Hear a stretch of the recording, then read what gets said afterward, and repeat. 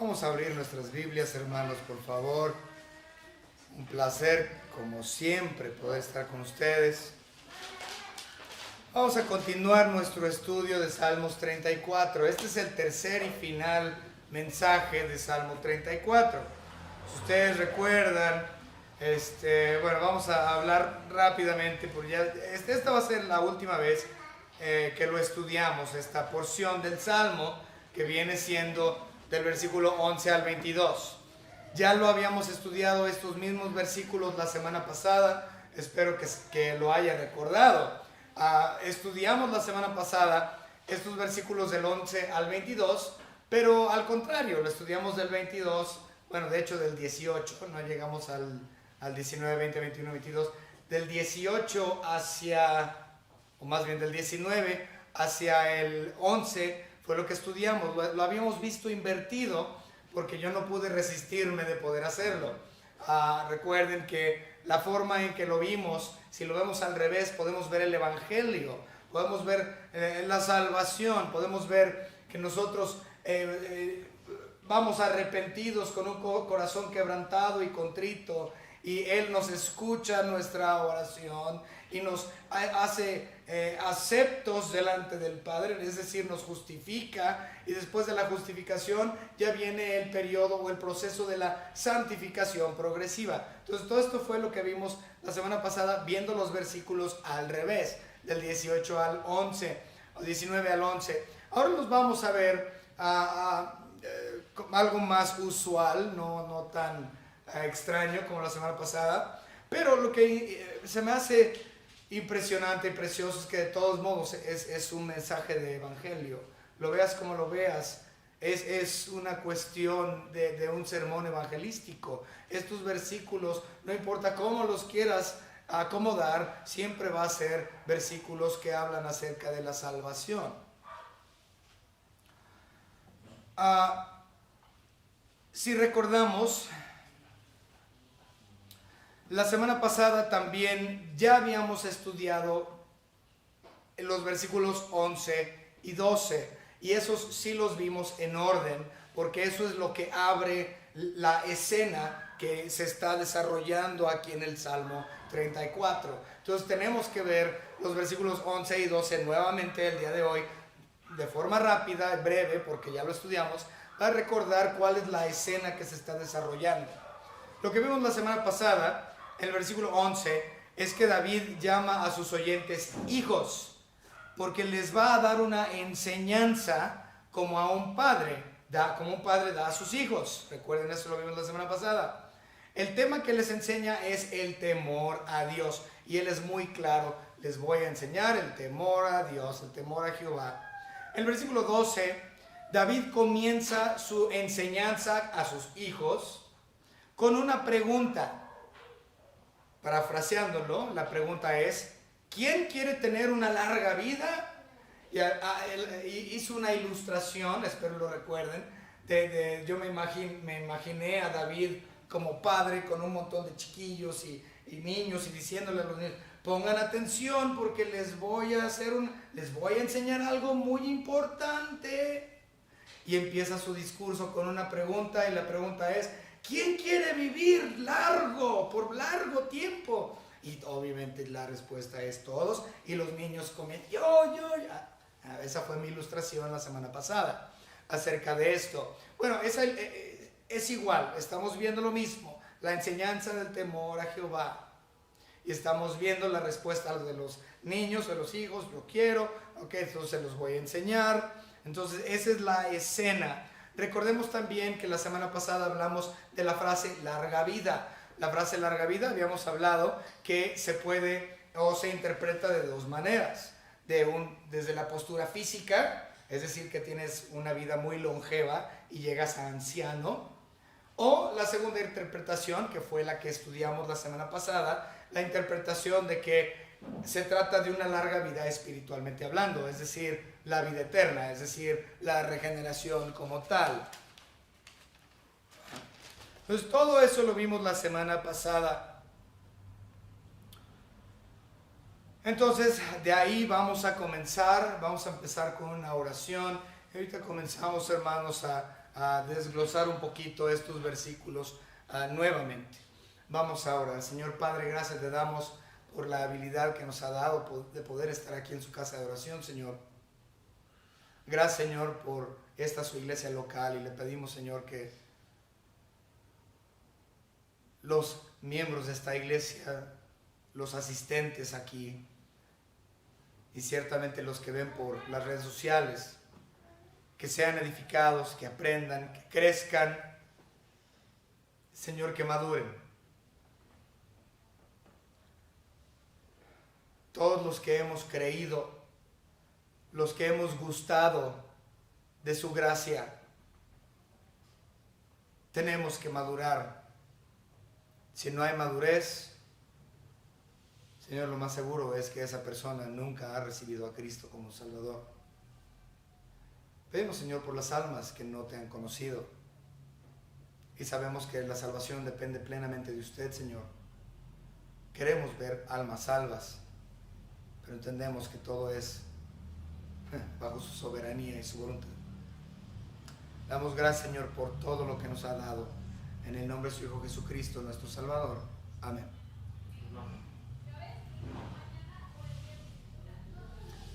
Muy bien. Entonces estamos hablando del temor de Jehová, el temor a Dios. David sigue diciéndole a los niños, igual como vimos la semana pasada, les voy a enseñar acerca del temor a Dios. Y una cosa interesante es que cuando uno verdaderamente tiene un temor de Dios, un temor a Dios, uno tiene ciertas recompensas o bendiciones puestas sobre nosotros. No tanto recompensas, sino más bien bendiciones. La bondad de Dios está puesta, la misericordia de Dios está puesta sobre aquellos que le temen a Él. Si nosotros leemos los versículos 15, 17, 18 y 19, podemos ver algunos de estos beneficios. Ahora, cuando hablamos de beneficios de aquellos que temen a Dios, estamos hablando de, pues de hecho la Biblia hemos dicho antes que el cristiano tiene más de 3,000 promesas dado a él. Más de 3,000 promesas son dadas por Dios al que le teme, es decir, a todo aquel que cree. Vamos a ver los versículos 15, 17, 18 y 19. Versículo 15 de nuestra lectura. Los ojos de Jehová están sobre los justos, y atentos sus oídos al clamor de ellos. Entonces, para aquellos quienes han creído, para aquellos que tienen el temor de Dios, tenemos el beneficio de ser vistos por Dios y oídos por Dios. Dios pone atención a quienes son de Él, porque hemos sido adoptados dentro de la familia. Otro beneficio en el versículo 17, claman los justos y Jehová oye y los libra de todas sus angustias. Dios nos libra de todas nuestras angustias a todo aquel que tiene temor de Él. Es decir, a todo el justo, a todo el salvo, a todo el escogido. Versículo 18. Cercano está Jehová a los quebrantados de corazón y salva a los contritos de espíritu. Okay. Dice, cercano está Jehová a los quebrantados de corazón. Esto lo vimos la semana pasada, implica el arrepentimiento. Entonces, una persona que ha venido al conocimiento de su pecado, se ha arrepentido de su pecado, llega a ser justo, llega a ser adoptado dentro de la familia de Dios. Ahora, sin embargo, hay una cosa interesante. Aquí estamos hablando precrucifixión. O sea, este salmo fue escrito antes de la muerte, sepultura y resurrección de Cristo Jesús. Era un acontecimiento que todavía no había ocurrido. Ahora, eso es importante porque el versículo 18 nos muestra que esto es, bueno, entendemos que antes de la crucifixión de Cristo y hasta la venida del Espíritu Santo en el día del Pentecostés, Dios no moraba sobre el individuo, estaba cerca del individuo que creía, y el Espíritu Santo podía ponerse sobre el individuo para inspirar a la persona a escribir la palabra de Dios u otras cosas. Pero el Espíritu Santo no vivía dentro. El creyente no era morada del Espíritu Santo. Pero ahora, desde el día del Pentecostés, ahora para nosotros que tememos a Dios, Dios no tan solo está cerca de nosotros, Dios está en nosotros. Dios ahora, en la dispensación del Nuevo Testamento, Dios, dispensación de la iglesia, para ser específico, en la dispensación de la iglesia, el Espíritu Santo mora ya en el cristiano. Y en los tiempos de David eso no sucedía. Descendía el Espíritu sobre el individuo, pero nunca moraba sobre el creyente. Entonces nos muestra, vamos, que hoy estamos en esta dispensación en un punto muy privilegiado, porque ahora nosotros podemos tener, o tenemos, no podemos, tenemos, los que hemos creído, tenemos al Espíritu Santo morando dentro de nosotros. Una posición de privilegio.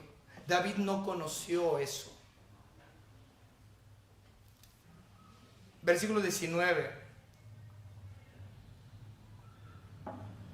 Muchas son las aflicciones del justo, pero de todas ellas le librará Jehová.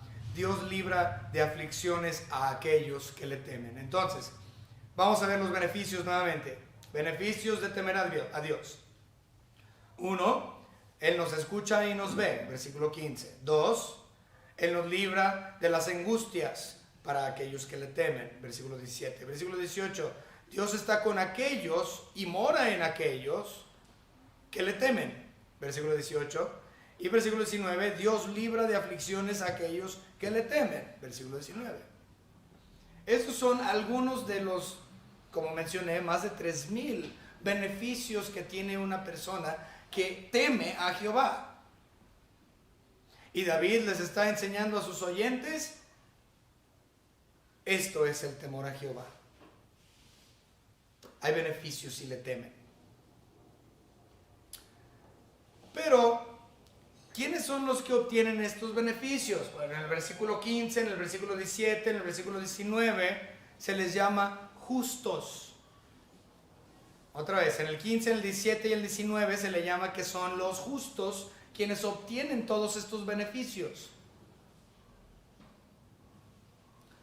Pero ¿quiénes son estos justos? Los justos son los que temen a Jehová. Ya hablamos mucho del temor, pero ¿cómo muestro temor a Dios? ¿Cómo muestro que yo le temo?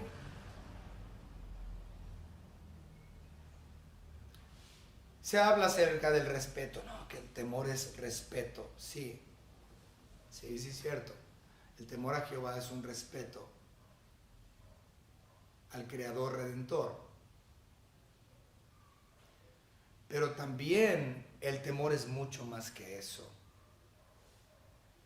El temor es un verdadero temor porque Él es justo.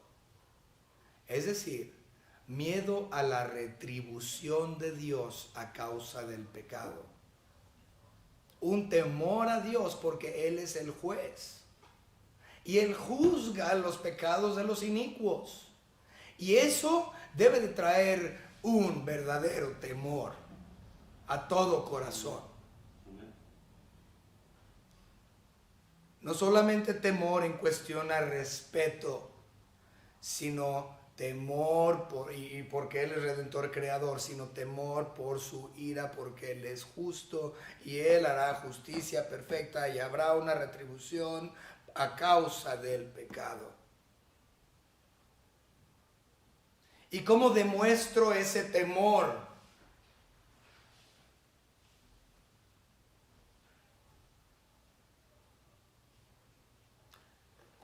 Yo recuerdo, yo era un niño muy vago.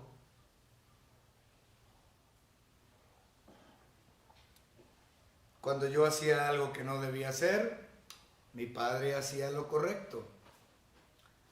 Se quitaba el fajo, se quitaba el cinturón, me agarraba de un bracito y yo empezaba a correr en círculos. No, papá, no, papá. Y me quitaba así, ¿no? Y él agarraba el fajo. Y yo, no, ya no lo vuelvo a hacer. Y yo tenía miedo de la retribución de mi papá. Pero ¿cómo podía yo mostrar un verdadero temor? Muestras el verdadero temor por cuestión del arrepentimiento. Si tú verdaderamente le temes es porque estás arrepentido. Y no quieres esa retribución justa de Dios. Y porque no quieres esa retribución, vienes al arrepentimiento. ¿Cómo muestro temor a Dios? Yendo a Él en arrepentimiento. Si no muestro arrepentimiento, implica que yo no tengo temor de Él porque no me interesan y no creo en la retribución divina a causa de mi pecado.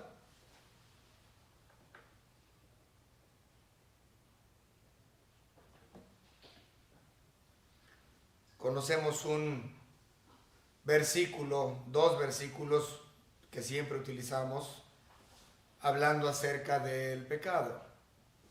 Porque la paga del pecado es muerte. Ahora observemos en nuestra lectura el versículo 21. Matará al malo la maldad. Matará al malo la maldad. ¿Por qué? Porque el hombre es pecador. Hay retribución. El pecado mata al pecador. El pecado mata al pecador. Porque la paga del pecado es muerte. ¿Cómo muestro temor? Arrepintiéndome de ese pecado y yendo hacia él. Y si yo no llego a comprender que la paga del pecado es muerte, es decir, que el pecado mata al pecador, o es decir, que matará al malo la maldad, como dice el 21, entonces yo no tengo temor de nada de Dios. Si yo no llego a la comprensión que la paga del pecado es muerte, yo no tengo temor de Dios, porque para mí no existe la retribución.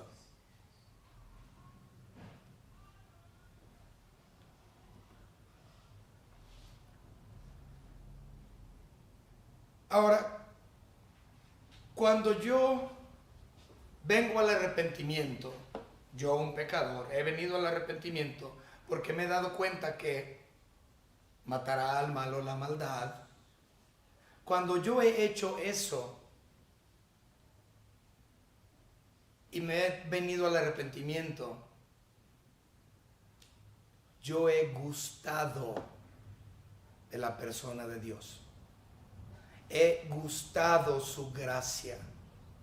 Cuando vienes al arrepentimiento y confías en la obra del Señor, en la cruz del Calvario, su gracia, eso significa que tú has gustado de Él. Y esto es lo mismo que el salmista estaba hablando. Si ustedes, vamos ya lo vimos la semana pasada, pero vamos a verlo en el versículo 8, vamos a verlo. David le dice a sus oyentes: gustad y ved que es bueno Jehová. Prueba de su benignidad, prueba de su benevolencia, prueba su gracia.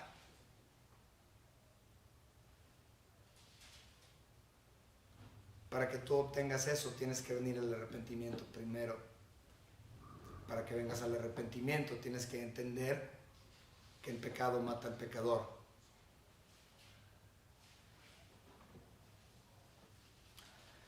Una cosa que me llamó mucho la atención y es precioso, y le vamos a dar lectura. Pedro Pedro utilizó esta misma porción de la palabra de Dios. Él citó este salmo. Vamos rápidamente a Primera de Pedro. Pedro cita este salmo en un versículo. Primera de Pedro capítulo 2, versículo, o lo cita, hace mención. Primera de Pedro capítulo 2, versículo 3. 2:3. Si es que habéis gustado la benignidad del Señor. Ahora, vamos a leer esta sección hasta el versículo 8. 2, 1 al 8 de 1 Pedro. Él está hablando, se supone, que a cristianos, a aquellos que ya han gustado de la gracia. Entonces vamos a leer del 1 al 8. Y esta es la palabra que por el Evangelio, ese es el 1:25, 2:1. Desechando pues toda malicia, todo engaño, hipocresía, envidias y todas las detracciones, desead como niños recién nacidos la leche espiritual no adulterada, para que por ella crezcáis para salvación, si es que habéis gustado la benignidad del Señor. Ahora, hasta ahí vamos a leer un momento, pausar un momento y regresar a nuestra lectura. Esto lo vimos también la semana pasada en cuestión a santificación. Nosotros citamos los versículos 13 y 14 en cuestión a la santificación. 34, 13 y 14 dice: guarda tu lengua del mal, tus labios de hablar engaño, apártate del mal, haz el bien, busca la paz, síguela. Y aquí en el 2.1 dice: desechando pues toda malicia, todo engaño, hipocresía, envidias, todas detracciones. Entonces está diciendo, hay una separación del mundo, debe de haber una separación del mundo. Desecha todas estas cosas, pero no lo puedes hacer a menos que hayas gustado de la benignidad del Señor, que menciona el versículo 3. Si es que habéis gustado la benignidad del Señor. En otras palabras, si no has gustado de su gracia, no puede haber un cambio en tu vida. Bueno, vamos a terminar leyendo el 4-8. Acercándonos a Él, es decir, a Cristo, piedra viva, desechada ciertamente por los hombres, mas para Dios escogida y preciosa. Eso de desechado está hablando de cuando estaban en el Antiguo Testamento edificando el templo. Y habían llevado la piedra angular, pero la piedra angular nunca fue utilizada. Era piedra de tropiezo para ellos y la aventaron a un lado y luego dijeron, ¿y dónde está la piedra angular? Pues ya se las mandamos. Pues ¿dónde está? Pues la aventaron por allá, pues vayan por ella. Pero era piedra de tropiezo. Bueno, continuamos leyendo. Vosotros también como piedras vivas sed edificados como casa espiritual y sacerdocio santo para ofrecer para ofrecer sacrificios espirituales aceptables a Dios por medio de Jesucristo, por lo cual también contienen las Escrituras: he aquí, pongo en Sión la principal piedra del ángulo, escogida, preciosa, y el que creyere en él no será avergonzado. En otras palabras, si has creído en Cristo como tu único y propio Salvador, tienes la vida eterna. No serás decepcionado.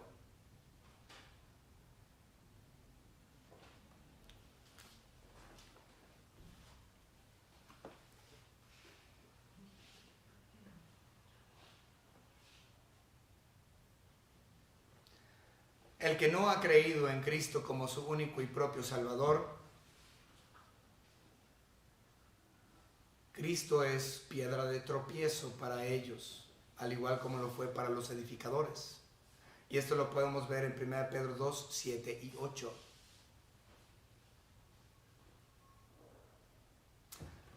Vamos a ver esos versículos. Quiero leerlos rápidamente porque esto es muy importante. Esto es muy interesante. 1 Pedro 2, 7 y 8. Para vosotros pues, los que creéis, es decir, los que hemos gustado de su gracia, Él es precioso. Pero para los que no creen, un contraste muy parecido a los salmos, la piedra que los edificadores desecharon ha venido a ser la cabeza del ángulo y piedra de tropiezo y roca que hacer caer porque tropiezan en la palabra, siendo desobedientes, a lo cual fueron también destinados. Otra vez, hermanos, no sé si pusieron, es para vosotros pues, los que creéis, los que hemos gustado, Él es precioso para nosotros. Para los que no creen, la piedra, es decir, Cristo, que los edificadores desecharon, los que rechazan a Cristo Jesús, ha venido a ser esa piedra desechada, la cabeza del ángulo, es decir, la piedra sobre la cual todo está edificado. La salvación misma. Pero para ellos ha llegado a ser un tropiezo y roca para caer, porque tropiezan en la palabra siendo desobedientes, a lo cual fueron también destinados.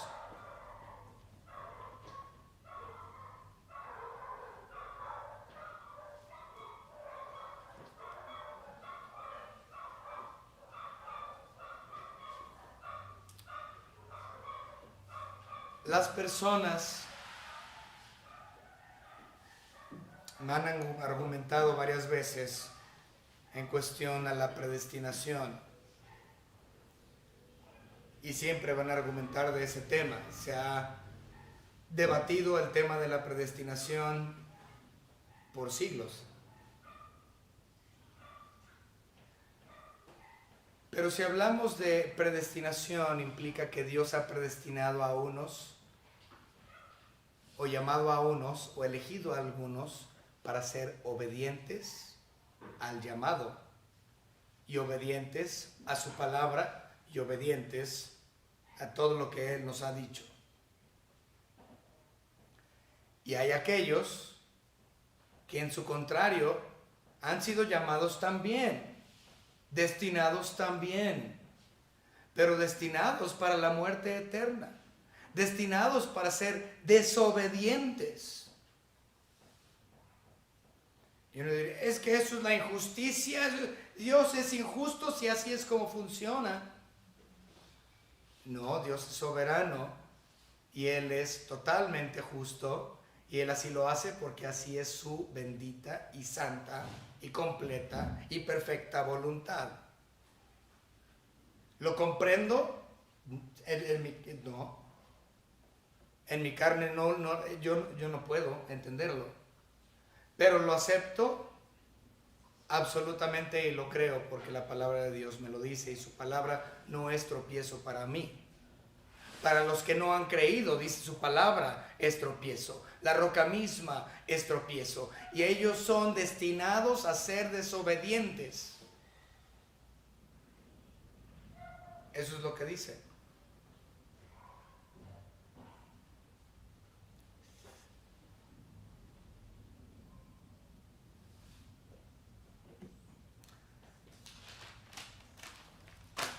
Ahora, posiblemente hay muchas preguntas de eso, pero no lo vamos a ver en este momento. Y si por las redes sociales tienen un problema con lo que acabo de decir, por favor contáctenme. Pero vamos a avanzar, versículos 19, 20, 21 y 22. Esta sección para mí es preciosa y creo que para usted también, si usted ha creído y gustado de la persona de nuestro Señor Jesucristo. Vamos a ver estos versículos. Empezando con el 20. El que guarda todos sus huesos, ni uno de ellos será quebrantado. Esto es una profecía. Ese versículo es profético. Ese versículo está hablando de una sola cosa: de la crucifixión de nuestro Señor Jesucristo. Cuando Él fue crucificado, ni un solo hueso de Él fue roto. Él tenía que cumplir con escritura. De hecho, el Cordero de la Pascua tampoco, Él debía de ser partido sin romper ningún hueso. Imagínense, tenían que ser unos carniceros fantásticos. Tenían que partir el cordero. Y sabemos que el cordero pascual es la tipificación de nuestro Señor Jesucristo. Y al igual que con el cordero pascual, ningún hueso suyo fue roto cuando estuvo crucificado en la cruz. David aquí hace una mención de eso. Y podemos ver que se cumplió al pie de la letra en el Evangelio de Juan. Vámonos al Evangelio de Juan. Cuando Cristo estuvo en el Calvario, Juan capítulo 19 y versículo 36.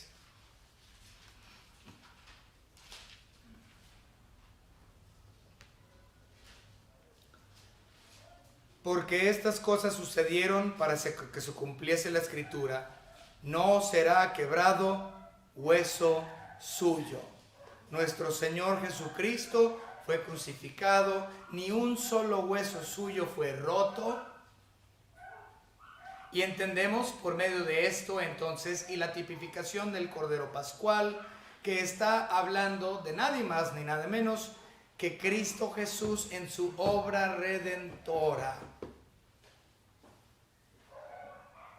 Y por medio de esa obra redentora es que yo tengo, de eso es lo que gusto, de eso es lo que hemos gustado los que hemos creído. Hemos gustado de su obra en la cruz del Calvario. Hemos probado de Él. ¿Qué es lo que hemos gustado? Su gracia. ¿Qué es su gracia? La crucifixión.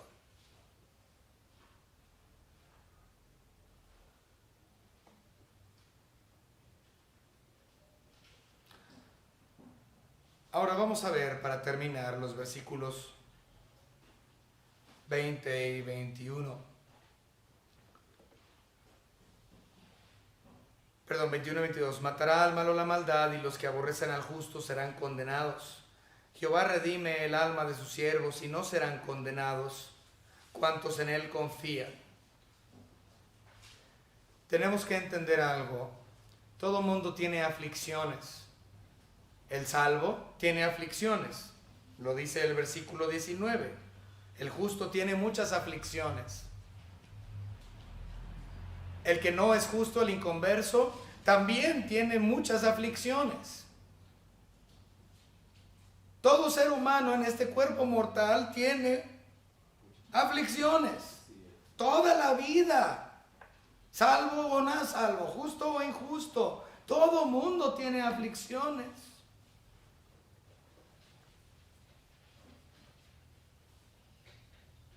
Pero lo que es precioso es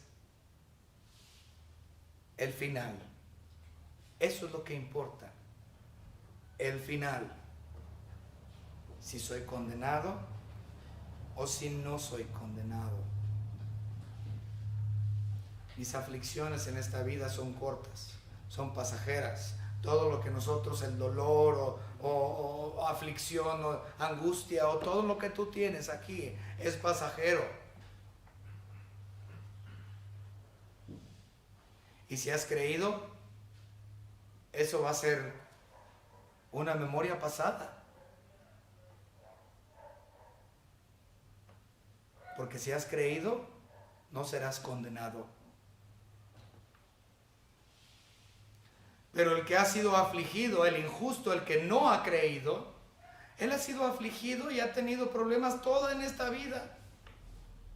Pero porque no ha creído, va a tener aflicciones toda la eternidad también.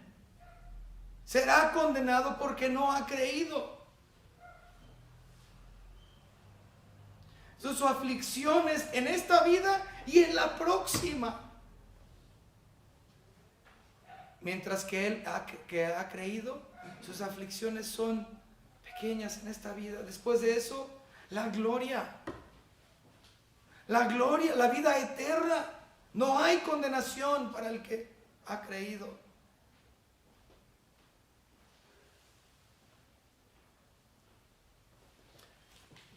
Y hay unos versículos también en Juan que nos llevan también a esto mismo. Juan capítulo 3. La historia de Cristo y Nicodemo. Ese acontecimiento tan precioso, hablando de la regeneración. Pero leamos los versículos 18 y el 36. 3:18 nos dice: el que en él cree no es condenado, pero el que no cree ya ha sido condenado porque no ha creído en el nombre del unigénito Hijo de Dios. Y si nos vamos al 36, dice: el que cree en el Hijo tiene vida eterna, es decir, larga vida, como dijo David aquí a sus oyentes, a sus hijos. Pero el que rehúsa creer en el Hijo no verá la vida, sino que la ira de Dios está sobre él.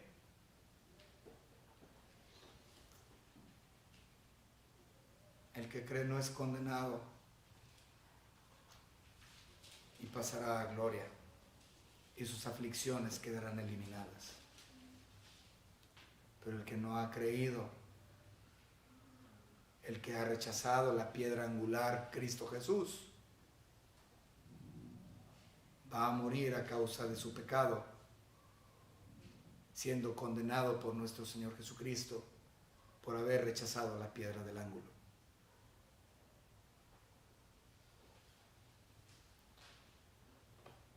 Veamos este pasaje como lo veamos.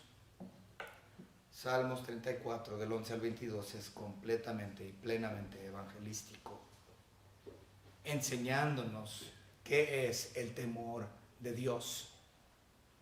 El temor de Dios es arrepentirte, tener un corazón contrito,